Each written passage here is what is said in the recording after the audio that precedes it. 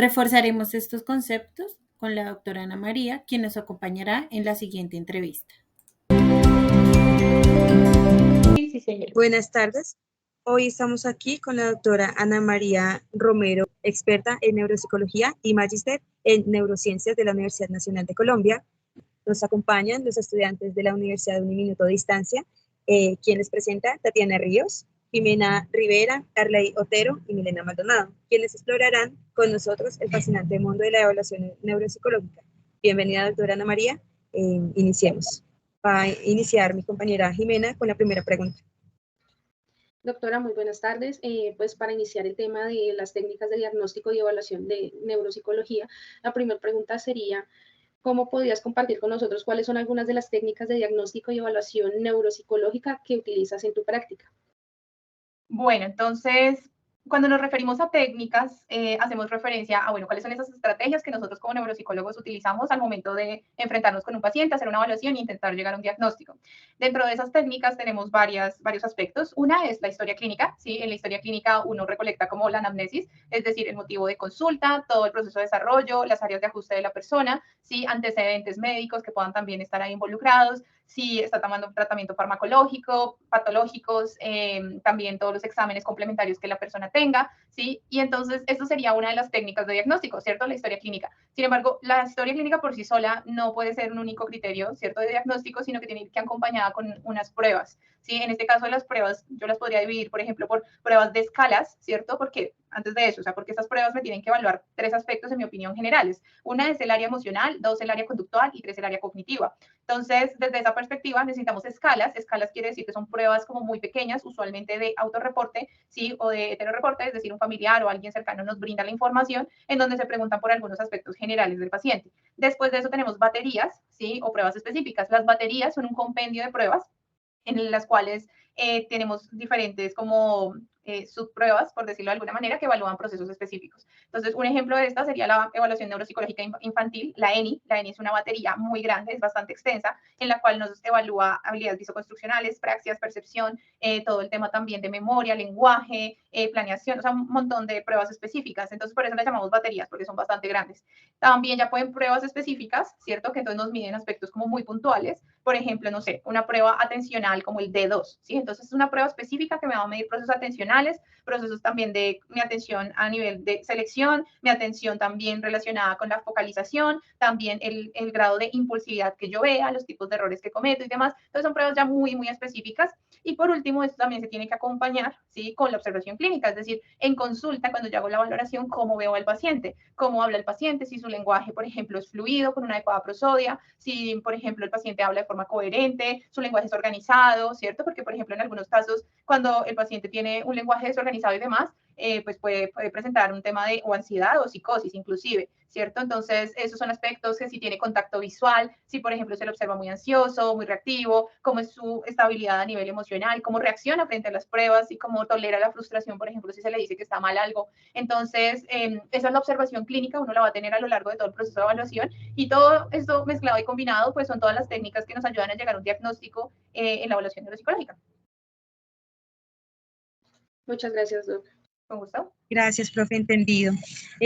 Profe, vamos a continuar con la segunda pregunta y sería, ¿cuál dirías que es el objetivo principal de identificar criterios profesionales para aplicar estas técnicas en la evaluación neuropsicológica? Ok.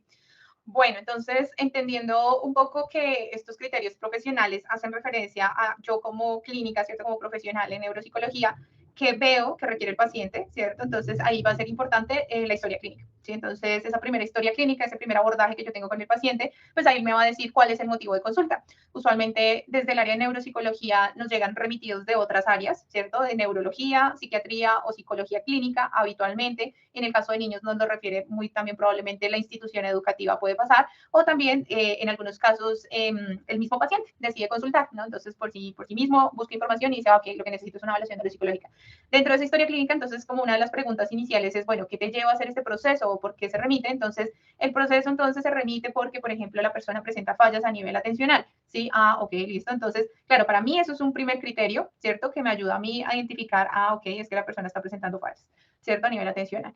Otro de los criterios, bueno, puede ser, por ejemplo, no, si mi paciente tiene más de 60 años, ¿cierto? Y se está mostrando irritable, su familia reporta que es más irritable, que se ha vuelto grosero, ¿cierto? Que está teniendo desorientación, que está teniendo inclusive de pronto alucinaciones, ¿sí? Entonces, ok, entonces esto ya puede ser un proceso neurodegenerativo, porque ya la conozco por la edad, ¿cierto? Entonces es un criterio que también puedo utilizar, ¿sí? Y a partir de ello, entonces, también elijo qué pruebas aplicar, ¿cierto? Entonces, qué técnicas voy a aplicar, cómo va a variar mi historia clínica, cómo va a variar, entonces, el grupo de pruebas que voy a utilizar y también qué voy a analizar con más énfasis en mi observación clínica con el paciente.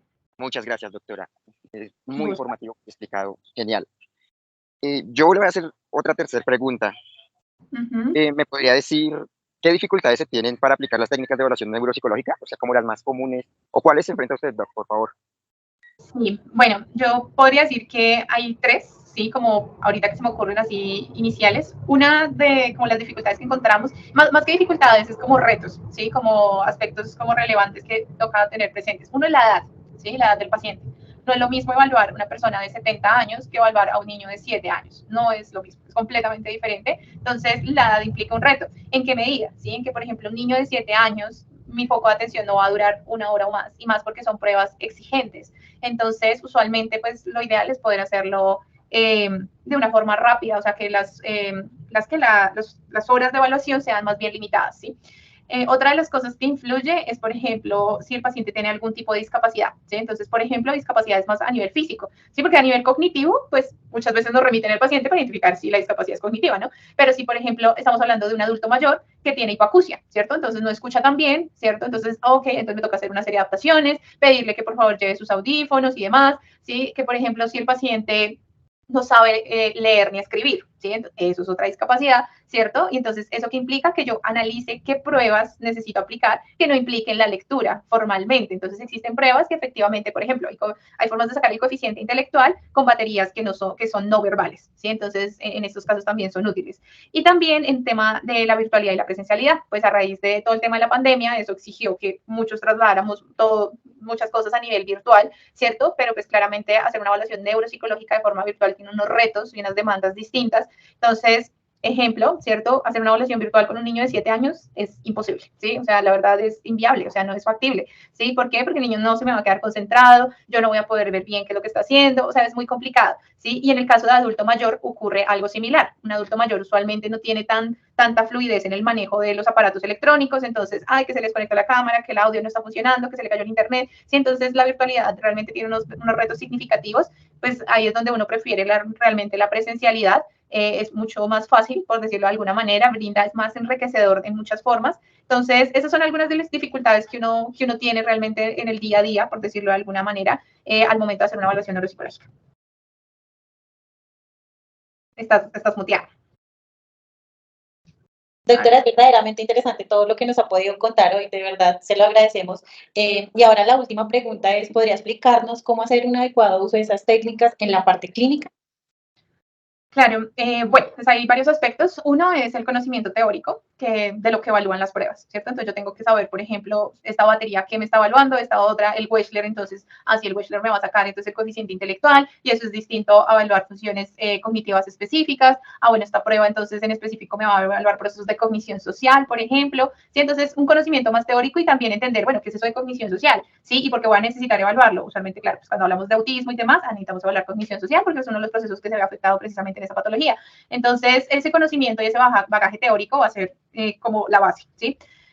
Otro de los aspectos es la indagación en bibliografía sobre las diferentes patologías. Nosotros como neuropsicólogos pues tenemos que tener un conocimiento amplio de las diferentes patologías que se pueden generar, ¿sí? Puede ser, por ejemplo, a raíz de tumores, a raíz de trauma craneoencefálico, a raíz de infecciones, pero también puede ser procesos del neurodesarrollo, procesos a nivel neuropsiquiátrico y procesos neurodegenerativos. Entonces, conocer diferentes patologías nos va a tener como un panorama mucho más amplio, ¿sí? Para lograr identificar adecuadamente, ok, entonces quizás este paciente está presentando tal problema, ¿sí?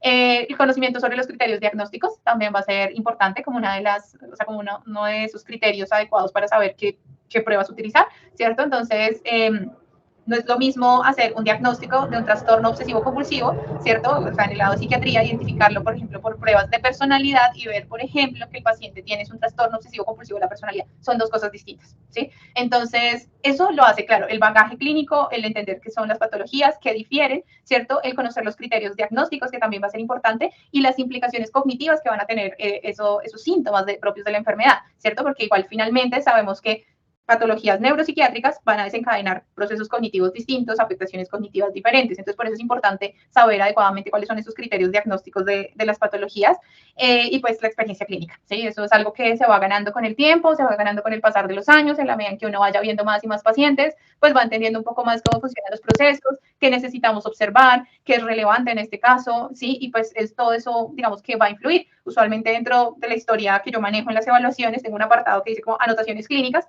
y yo ahí voy llenando, por ejemplo, no, es que el paciente hizo tal cosa, yo noto que está estresado, hizo tal comentario, sí, porque considero que esos aspectos pueden ser relevantes al momento de yo hacer el informe, porque puedo contrastarlo con los resultados de las pruebas específicas. Entonces, esos son algunos de los usos, digamos, de las técnicas, de seguro habrán muchas más, pero son los que podría decirles en este momento. Gracias, doctora Ana María. Gracias por compartir su conocimiento con nosotros hoy. Agradecemos también a nuestros espectadores, mis compañeros, Jimena, Arley, Dile, por realizar sus preguntas perspicaces, y a ustedes, nuestra audiencia, por acompañarnos en esta historia técnica. Doctora, muchísimas gracias. Con todo gusto, un placer poderles colaborar en este proceso de formación. Doctora, muchísimas gracias. De verdad. Gracias, de verdad. Con todo gusto, los mejores deseos.